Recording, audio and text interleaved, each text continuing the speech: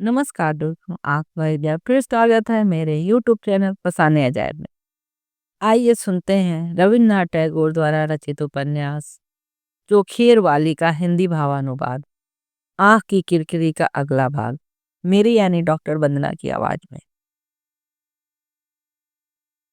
दूसरे दिन सोकर उठते ही एक मीठे आवेग से महेंद्र का हृदय परिपूर्ण हो गया। प्रभात की सुनहली किरणों ने मानो उसकी सभी चिंता वासना पर सोना फेर दिया। कितनी प्यारी है पृथ्वी, कितना अच्छा आकाश, फूल के पराग जैसी हवा मानो उसके मन को उड़ा ले जाने लगी। सवेरे सवेरे मृदंग मजीरे लिए वैष्णव भिखारी ने गाना शुरू कर दिया था। दरबान उसे खदेड़ने लगा। महन ने दरबान को झिड़का और भिखारी को 1 रुपया दे दिया। नौकर बत्ती लेकर लौट रहा था, लापरवाही से उसने बत्ती गिरा दी, जो गिरते ही चूर चूर हो गई। महेंद्र को देखकर तो उसके प्राण कूच करने लगे, लेकिन महेंद्र ने उसे डांटा नहीं। धीरे से कहा, वहां अच्छी तरह से झाड़ू लगा दे, किसी को कांच न चुभ जाए। आज कोई नुकसान उसे नुकसान जैसा नहीं लग रहा था। अब तक प्रेम पर्दे के पीछे नेपथ्य में छिपा बैठा था, अब सामने आकर उसने पर्दा उठा दिया है। मानो सारे संसार पर से पर्दा उठ गया। रोज रोज की देखी सुनी दुनिया की सारी तुच्छता गायब हो गई। पेड़ पौधे, राह चलते लोग, शहर की चहल पहल, आज सब कुछ जैसे अनोखा हो। संसार व्यापी यह नवीनता अब तक आखिर थी कहाँ। उसे लगने लगा आज विनोदनी से और दिनों जैसा साधारण मिलन न होगा।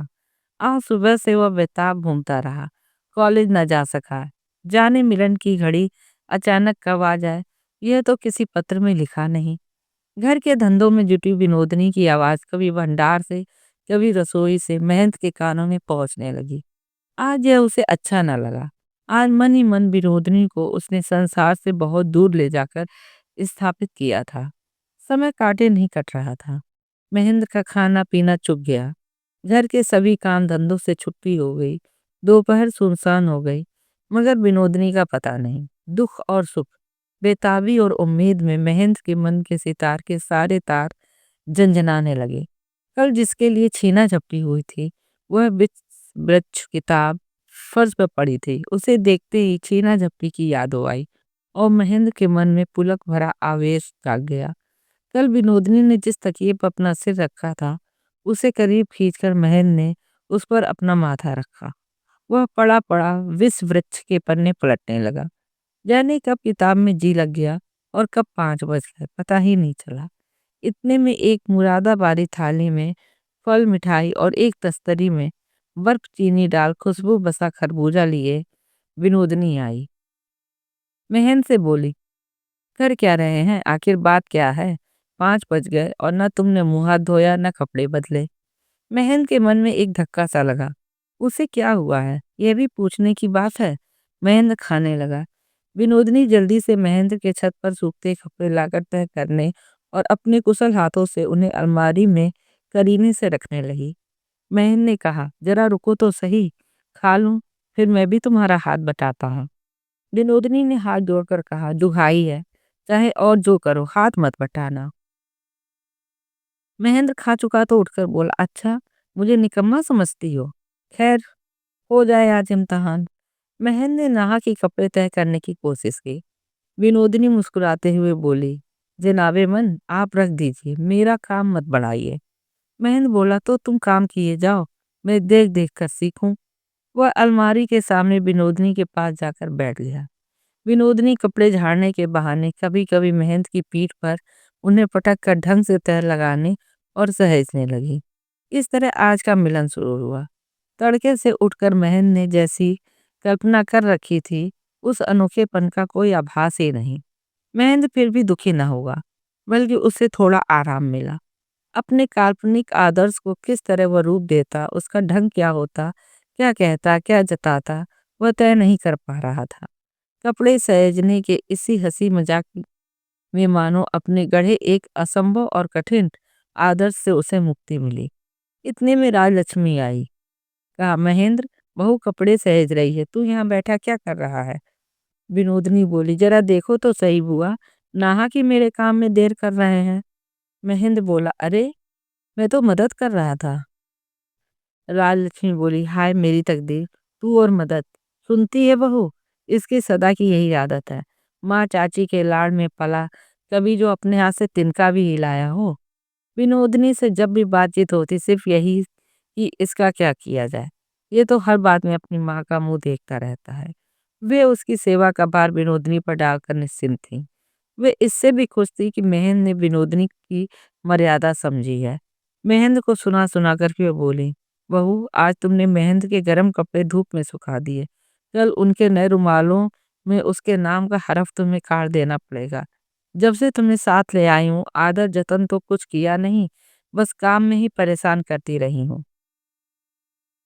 विनोदनी ने कहा, ऐसा कहोगी बुआ तो मैं समझूंगी कि तुम मुझे पराई समझती हो। दुलार से राजलक्ष्मी ने कहा, आहा बिटिया, तुम्हारी जैसी अपनी और है कौन मेरी। विनोदनी कपड़े सह चुकी तो राजलक्ष्मी ने पूछा, अब चीनी का सिरका चढ़ा दूं कि कोई और काम है तुम्हें। विनोदनी बोली, नहीं बुआ कोई और काम नहीं है, चलो मिठाइयाँ बना लूं चलकर। महेंद्र बोला, अभी अभी तो तुम रोना रो रही थी कि इसे काम से परेशान करती रही और फिर तुरंत काम के लिए खींचे ले जा रही हो। विनोदनी को थोड़ी पकड़कर राजलक्ष्मी ने कहा, मेरी रानी बिटिया को तो काम करना ही पसंद है। महेंद्र बोला, आज मैंने सोच रखा था इसके साथ कोई किताब पढ़ूंगा बैठकर, क्योंकि मेरे पास कोई काम नहीं था। विनोदनी ने कहा, ठीक है बुआ, शाम को हम दोनों भाई साहब का पढ़ना सुनेंगे। क्यों? राजलक्ष्मी ने सोचा महेंद्र बड़ा अकेला पड़ गया है, उसे बहलाए रखना जरूरी है। बोली, हाँ ठीक तो है, खाना बनाकर शाम को हम लोग पढ़ना सुनने आएंगे। कनखियों से विनोदनी ने एक बार महेंद्र को देख लिया। वह बोला, अच्छा, लेकिन उसे कोई उत्साह नहीं रह गया। विनोदनी राजलक्ष्मी के साथ साथ चली गई। नाराज होकर महेंद्र ने सोचा, ठीक है, मैं भी कहीं चला जाऊंगा और देर से लौटूंगा। उसने बाहर जाने के लिए कपड़े बदले, बड़ी देर तक वो छत पर टहलता रहा, बार बार जीने की तरफ ताकता रहा और अंत में कमरे में जाकर बैठ गया। अंततः महेंद्र खींचकर मन ही मन बोला, आज मैं मिठाई नहीं खाऊंगा। माँ को यह बता दूंगा कि देर तक चीनी के रस को उबालते रहने से उसमें मिठास नहीं रहती। महेंद्र को भोजन कराने समय आज विनोदनी राजलक्ष्मी को साथ ले आई। दम फूलने के डर से वो ऊपर नहीं आना चाहती थी। महेंद्र बहुत गंभीर होकर खाने बैठा। विनोदनी बोली, अरे ये क्या भाई साहब, तुम तो आज कुछ खा ही नहीं रहे हो। परेशान होकर राजलक्ष्मी ने पूछा, तबीयत तो खराब नहीं? विनोदनी बोली, इतने जतन से मिठाइयाँ बनाई, कुछ तो खानी ही पड़ेगी। ठीक नहीं बनी है शायद, तो फिर रहने दो, जिद पर खाना भी क्यों, रहने दो। महेंद्र बोला, अच्छी मुसीबत में डाल दिया है। मिठाई ही खाने की इच्छा ज्यादा है और अच्छी लग भी रही है। तुम रोको भी तो भी सुनने क्यों लगा भला। दोनों ही मिठाइयाँ महेंद्र रस लेकर खा गया। खाना हो गया तो तीनों महेंद्र के कमरे में आ बैठे। राजलक्ष्मी ने कहा, तूने कहा था ना कोई किताब पढ़ेगा, तो शुरू कर। महेंद्र बोला, मगर उसमें धर्म और देवताओं की कोई बात नहीं है, तुम्हें अच्छी नहीं लगेगी। अच्छी नहीं लगेगी? जैसी भी हो, अच्छी तो राजलक्ष्मी को लगनी ही थी। महेंद्र चाहे किसी भाषा में पढ़े, उसे अच्छी लगनी ही थी। आह बेचारा महेंद्र, बहू काशी चली गई है तो अकेला पड़ गया है। उसे जो अच्छा लगेगा वो माँ को अच्छा क्यों नहीं लगेगा। विनोदनी बोली, एक काम क्यों नहीं करते भाई साहब, बुआ के कमरे में शांति शतक पड़ा है, आज वही पढ़कर सुनाओ। बुआ को भी अच्छा लगेगा और शाम भी मजे से कटेगी। महन ने बड़े ही करुण भाव से एक बार विनोदनी की तरफ देखा।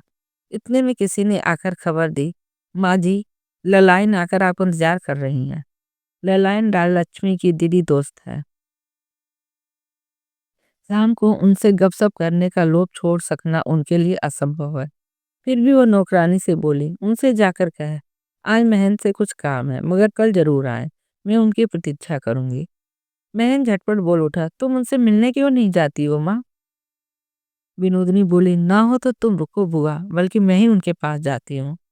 राजलक्ष्मी प्रलोभन ना छोड़ सकी, बोली, बहू तब तक तुम यहाँ बैठो, देखूं मैं अगर उन्हें रुखसत करके आ पाऊँ। पढ़ना शुरू करो तुम लोग, मेरी प्रतीक्षा की जरूरत नहीं है। राजलक्ष्मी का कमरे से बाहर जाना था कि महन से और न रहा गया। कह उठा, जानबूझकर क्यों तुम मुझे इस तरह परेशान करती हो। विनोदनी ने अचरज से कहा, मैंने क्या सताया तुम्हें, मेरा आना गुनाह है क्या, तो फिर क्या जरूरत है, मैं जाती हूँ। वह नाराज सी होकर उठने लगी। महन ने उसका हाथ पकड़ लिया, बोला, इसी तरह से तो तुम मुझे जलाया करती हो। विनोदिनी ने कहा, अच्छा, मुझे इस बात की खबर ना थी कि मुझ में इतना तेज है, और तुम्हारी जान तो कम कठोर नहीं, बेहद झेल सकते हो। शक्ल से तो समझना मुश्किल है, काफी जले सुलझे हो। मैंने ने कहा, शक्ल से क्या समझोगी? और उसने जबरदस्ती विनोदनी का हाथ खींचकर अपनी छाती से लगा लिया। विनोदनी जोर से उफ कर उठी। महन ने झट उसका हाथ छोड़ दिया। पूछा, दर्द हो गया है क्या? कल उसका हाथ जहां से कट गया था वहां से फिर रक्त बहने लगा। अफसोस से महन ने कहा, गलती हो गई, मैं भूल गया था, लेकिन मैं आज वहां पर पट्टी बांध कर ही रहूंगा। विनोदनी बोली, नहीं नहीं, कुछ नहीं हुआ है, दवा मैं नहीं लगाती। महन बोला, क्यों? विनोदनी ने कहा, तुम्हारी डॉक्टरी की मुझे जरूरत नहीं है, जैसा है वैसा ही रहे। महेंद्र तुरंत गंभीर हो गया, मन ही मन बोला, औरत का मन समझ पाना बहुत ही मुश्किल है। विनोदनी उठ खड़ी हुई, रूठे महेंद्र को रोकने की कोशिश न की, केवल पूछा, जा कहाँ रही हो? विनोदनी बोली, काम है। ये कहकर वो धीरे से चली गई। महेंद्र 1 मिनट तो बैठा रहा, फिर उसे लौटाने के लिए तेजी से लपटा, लेकिन सीढ़ियों तक बढ़कर लौट आया और छत पर जाकर चहलकदमी करते हुए टहलने लगा। विनोदनी प्रतिपल उसे खींचा भी करती है, मगर पास भी नहीं फटकने देती। कोई उसे जीत नहीं सकता। महेंद्र को इस बात का नाज था। इस नाज को आज उसने तिलांजलि दे दी। लेकिन औरों को वह जीत सकता है क्या? उसका यह गर्व भी अब नहीं रहने का। आज उसने हार मान ली, पर हार ना सका। दिल की बाबत महेंद्र का सिर सदा ऊंचा रहा था। वह अपना सानी नहीं समझता था, लेकिन उसी बात में उसे अपना सिर मिट्टी में गाड़ना पड़ा। अपनी जो ऊंचाई उसने खो दी, उसके बदले कुछ पाया भी नहीं। फागुन चैत में बिहारी की जमींदारी से सरसों के फूल का शहद आता है, और हर साल वह राजलक्ष्मी के लिए शहद भेजा करता था। इस बार भी भेज दिया। शहद का मटका विनोदनी खुद राजलक्ष्मी के पास ले गई। कहा, बुआ, बिहारी भाई साहब ने भिजवाया है। राजलक्ष्मी ने उसे भंडार में रख देने को कहा। बोली, बिहारी बाबू तुम लोगों की खोज खबर में कभी नहीं चूकते। बेचारे की माँ नहीं, तुम्हें ही माँ मानते हैं। राजलक्ष्मी बिहारी को महंत की ऐसी एक छाया समझा करती थी कि उसके बारे में विशेष कुछ जानती ना थी। वह उसका बिना दाम, बिना जतन का और बिना चिंता का फर्माबरदार था। विनोदिनी ने उन्हें उसकी माँ के बारे में जो बताया, वह बात उनके मर्म को छू गई। सहसा उन्हें लगा, सच ही बिहारी की माँ नहीं है, वो मुझे ही माँ मानता आया है। याद आया, दुख परेशानी में, रोग सुख में, बिना बुलाए बिहारी सदा चुपचाप निष्ठा के साथ उनकी सेवा करता आया है। उन सेवाओं को राजलक्ष्मी ने श्वास प्रश्वास की तरह ग्रहण करती रही है, और उनके लिए किसी के प्रति कृतज्ञता प्रकट करने की बात भी उसके मन में न आई। लेकिन बिहारी की खोज खबर किसी ने न रखी। अन्नपूर्णा जब तक थी, खोज खबर रखती थी। राजलक्ष्मी सोचा करती थी कि बिहारी को बस में रखने के लिए अन्नपूर्णा आडंबर फैलाती है। उस सांस लेकर राजलक्ष्मी ने कहा, हाँ, बिहारी कोक के लड़के जैसा ही है। ये कहते ही उनके जी में आया कि बिहारी अपने लड़के से भी ज्यादा करता है, और उसने अपनी भक्ति सदा एक सी रखी है। ये ख्याल आते ही एक लंबा निश्वास बरबस उनके अंतर से निकल पड़ा। विनोदिनी बोली, उन्हें तुम्हारे हाथ की रसोई बड़ी प्रिय है। स्नेह भरे गर्व से राजलक्ष्मी बोली, मछली का शोरबा तो उसे और किसी के हाथ का रुचता ही नहीं। ये कहते कहते उसे याद आया कि इधर तो बहुत दिनों से बिहारी नहीं आया। विनोदिनी ने कहा, यही तो मैं सोच रही थी बुआ, मगर विवाह के बाद आप बेटे बहू को लेकर इस कदर डूब गई कि हित मित्र का कोई आकर भी करे तो क्या करे। बात राजलक्ष्मी को ठीक लगी। बीवी को पाकर महन ने अपने सारे हितैषियों को दूर हटा दिया। बिहारी का रूठना तो ठीक ही है, आए भी क्यों वह? बिहारी को अपनी ही जमात का आदमी समझकर उसके प्रति उनकी संवेदना बढ़ गई। वह विस्तार से विनोदनी को बताने लगी कि छुटपन से बिहारी ने बिना किसी स्वार्थ के महेंद्र का कितना उपकार किया है, उसके लिए कितनी बार कितनी तकलीफें झेली हैं। उसने बेटे के लिए उन्हें अपनी जो शिकायत थी, बिहारी के विवरण से कि 15 मिनट, बिहारी के विवरण से वह उसका समर्थन करने लगी। कुछ दिनों में अपनी बहू को पाकर महेंद्र अगर अपने सदा के साथी को ऐसा उपेक्षा कर सकता है, तो दुनिया में न्याय धर्म फिर कहाँ रहा। विनोदनी बोली, कल रविवार है, तुम बिहारी बाबू को भोजन पर आमंत्रित करो, वह खुश हो जाएगा। राजलक्ष्मी बोली, ठीक कहा तुमने, महन से कहकर किसी से न्योता भिजवा देते हैं। विनोदनी ने कहा, नहीं, न्योता तुम खुद भेजो बुआ। राजलक्ष्मी, तुम्हारी तरह मैं क्या लिखना पढ़ना जानती हूँ? विनोदनी, ना सही, तुम्हारी तरफ से मैं ही लिखे देती हूँ। राजलक्ष्मी के नाम से विनोदिनी ने खुद लिखकर न्योता भेजा। रविवार महेंद्र के बड़े आग्रह का दिन होता था। पिछली रात से ही उसकी कल्पना उद्दाम हो उठी थी, जो कि आज तक उसकी उम्मीद के अनुरूप हुआ भी था। आज भी इतवार के सुबह सवेरे की आभा उसकी आंखों में अमृत बरसाने लगी। जागे हुए शहर की सारी हलचल अनोखे संगीत जैसी उसके कानों में प्रवेश करने लगी। मगर माजरा क्या है? आज कोई व्रत है माँ का? अन्य दिन जैसा करती रही हैं। आज तो वे घर के कामकाज का खास भार विनोदनी पर सौंप कर निश्चिंत नहीं है। आज खुद भी बहुत व्यस्त हैं वो। इसी हंगामे में 10 बज गए। इस बीच किसी भी बहाने से महेंद्र एक पल के लिए भी विनोदनी से न मिल सका। किताब में मन लगाना चाहा, बिल्कुल न लगा। अखबार के एक विज्ञापन पर नाहक ही 15 मिनट तक नजर गड़ाए रहा। आखिर ना रहा गया तो नीचे गया। देखा माँ खुद रसोई में भोजन बना रही हैं और कमर में आंचल बांधे विनोदनी उनकी मदद कर रही है। महेंद्र ने पूछा, बात क्या है? आज बड़ी धूमधाम है। राजलक्ष्मी बोली, बहू ने बताया नहीं तुम्हें? आज बिहारी को खाने के लिए बुलाया है। बिहारी को निमंत्रण? महेंद्र को सुनकर बहुत खराब लगा। उसने तुरंत कहा, मैं घर पर नहीं रहूंगा माँ। राजलक्ष्मी ने कहा, क्यों? महेंद्र ने कहा, मुझे बाहर जाना है। राजलक्ष्मी ने कहा, खा पी कर जाना, ज्यादा देर ना होगी। मुझे भोजन के लिए निमंत्रण है। कनखियों से उसे देखकर विनोदनी बोली, दावत है तो जाने तो बुआ, कोई बात नहीं, बिहारी बाबू अकेले ही खा लेंगे। राजलक्ष्मी अपने हाथ से जतन से पकाए और महेंद्र न खाए, यह उन्हें कैसे बर्दाश्त हो। वो जितना भी आग्रह करने लगी, महेंद्र उतना ही टालने लगा। इस तरह नाराज महेंद्र ने माँ को सजा देने की ठानी। राजलक्ष्मी की इच्छा हुई रसोई छोड़कर चल दे। विनोदनी बोली, तुम फिक्र न करो बुआ, भाई साहब ये सब बेकार की बातें कर रहे हैं। आज वह दावत पर हरगिज नहीं जाएंगे। राजलक्ष्मी गर्दन हिलाकर बोली, नहीं नहीं बिटिया, तुम महेंद्र को नहीं जानती। वह एक बार जो तय कर लेता है उससे नहीं डिगता। अंततः साबित यही हुआ कि विनोदिनी महेंद्र को राजलक्ष्मी से कम नहीं जानती। महेंद्र ने समझा था कि बिहारी को विनोदिनी नहीं न्योता भिजवाया है। इससे उसका जी डाह से जितना जलने लगा, उतना ही उसके लिए बाहर जाना कठिन हो गया। बिहारी क्या करता है, विनोदिनी क्या करती है, ये देखे बिना वह भला जिए कैसे? देखकर जलना ही पड़ेगा, फिर भी देखना जरूरी था। आज बहुत दिनों के बाद एक निमंत्रित आत्मीय की तरह बिहारी महंत के अंतःपुर में आया। छुटपन से ही जो घर उसका अपना जाना पहचाना था, घर के लड़के की तरह जहां उसने बचपन की शरारतें की हैं, उसी द्वार पर आकर आज वो ठिठक गया। उसके अंतर के दरवाजे पर आंसू की एक लहर उमड़ने लगी। उस चोट को पीकर होठों पर हंसी लिए हुए अंदर गया और तुरंत नहाकर आई राजलक्ष्मी को प्रणाम करके उनके चरणों की धूल ली। जिन दिनों बिहारी हरदम वहां आया जाया करता था, ऐसे प्रणाम की प्रथा न थी। आज मानो वह सुदूर प्रवास से घर लौटा हो।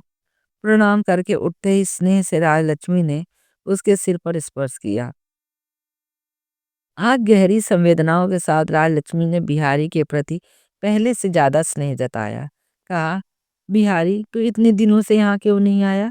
मैं रोज ही सोचती थी आज जरूर आएगा, मगर तेरा तो कोई पता ही नहीं। बिहारी ने हंसकर कहा, रोज आता होता तो माँ रोज तुम अपने बिहारी को याद नहीं करती। कहाँ है महेंद्र भैया? राजलक्ष्मी उदास होकर बोली, जाने कहाँ आज दावत है उसकी, रुक न सका। सुनकर बिहारी का मन परेशान हो गया। छुटपन की मैत्री का आखिर यह अंजाम। एक लंबा सी निश्वास छोड़कर मन के सारे विषाद को हटा देने की कोशिश करता हुआ बोला, अच्छा क्या क्या बना है? वह अपने प्रिय व्यंजनों की बात पूछने लगा। इतने में महन ने आकर सूखे स्वर में पूछा, बिहारी कैसे हो? राजलक्ष्मी बोली, दावत में नहीं गए? सर में छिपाते हुए महेंद्र बोला, नहीं गया। विनोदनी नहा कर आई तो पहले तो बिहारी कुछ बोल ही न सका। विनोदनी और महेंद्र को जिस रूप में वह देख गया था, वह हृदय में अंकित ही था। विनोदनी उसके करीब आकर बोली, क्यों भाई साहब, मुझे भूल गए हैं क्यों? बिहारी बोला, सबको पहचाना जा सकता है क्या? विनोदिनी ने कहा, अगर थोड़ा सा विचार हो तो पहचाना जा सकता है। और उसने बुआ को पुकार कर कहा, बुआ खाना तैयार है। महेंद्र और बिहारी खाने बैठ गए। राजलक्ष्मी पास बैठकर देखने लगी। महेंद्र का ध्यान खाने पर न था, वो परोसने के पक्षपात पर गौर कर रहा था। उसे लगा बिहारी को भोजन परसते हुए विनोदिनी को मानो एक खास आनंद मिल रहा है। बिहारी की पत्तल पर ही दही की मलाई और रोहू मछली का सिर डाला गया। क्योंकि वह मेजबान था, इसलिए शिकायत की कोई गुंजाइश नहीं थी। मौसम ना होने पर भी तपसी मछली मिल गई थी। उनमें से एक थी अंडे वाली। विनोदनी उसे बिहारी की पत्तल पर परोसने जा रही थी कि उसने कहा, महेंद्र भैया को तो उन्हें बड़ी प्रिय है। महेंद्र तीखी दबी खीस से बोल उठा, नहीं नहीं, मुझे नहीं चाहिए। विनोदनी ने दूसरी बार उससे अनुरोध नहीं किया और उसे बिहारी की पत्तल में डाल दिया।